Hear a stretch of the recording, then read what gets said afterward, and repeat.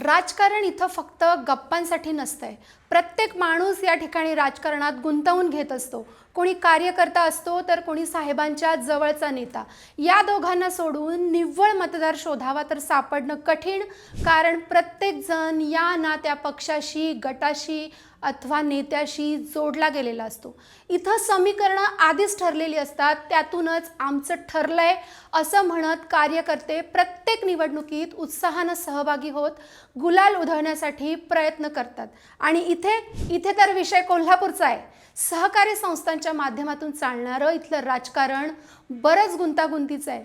जिल्हा बँक आणि गोकुळ यांच्या जोडीला झेडपी ताब्यात घेण्यासाठी इथं बरीच चुरस असतीये.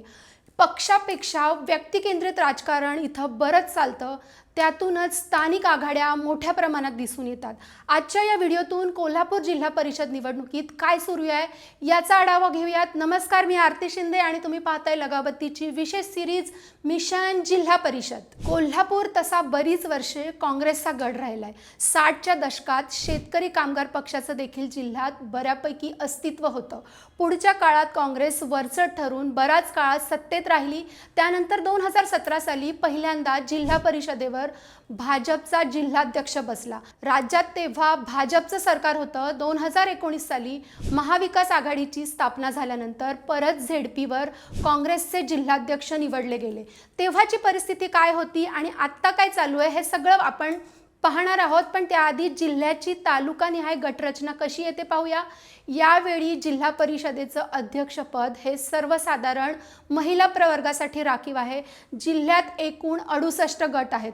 तालुकानिहाय विचार करता शाहूवाडी, चंदगड, बुदरगड या तालुक्यात प्रत्येकी 4 गट आहेत.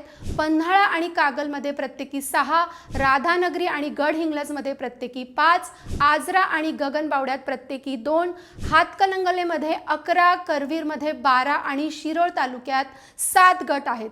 जिल्ह्यात विधानसभेचे 10 मतदारसंघ आहेत आणि 10 पैकी 10 जागांवर महायुतीचे आमदार आहेत. आता आमदारच झेडपीवर बरंच लक्ष ठेवून असतात.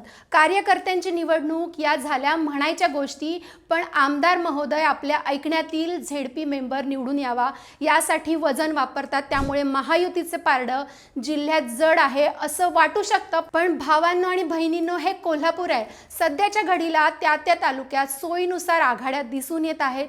राज्यात बाकी जिल्ह्यामध्ये कट्टर विरोधक झेडपीच्या निमित्ताने एकत्र आलेले दिसले. कोल्हापुरात देखील तसंच आहे. कागलमध्ये समरजित घाटगे आणि हसन मुश्रीफ एकत्र आले आहेत. मंडलिक गटाला दूर ठेवण्यासाठी ही दिलजमाई केल्याचं दिसतंय. मात्र ही दिलजमाई तात्पुरत्या स्वरूपाची असेल एवढं मात्र नक्की.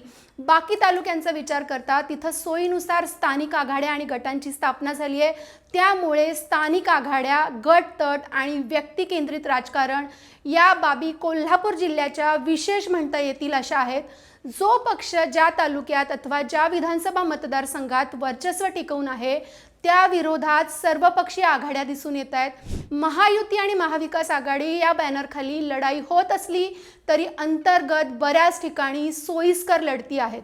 पन्हाळा तालुक्याचा विचार करता जनसुराज्य पक्षाच्या विरोधात कुठे राष्ट्रवादी तर कुठे भाजप असा सामना आहे. शाहूवाडी तालुक्यात जनसुराज्यचे कोरे आणि काँग्रेसचे कर्णसिंह गायकवाड यांच्या आघाडी विरोधात ठाकरे गट आणि अजित पवार गटाची आघाडी आहे. शिरोळमध्ये राजश्री शाहू आघाडी, महाविकास आघाडी आणि भाजपमध्ये सामना पाहायला मिळणार आहे.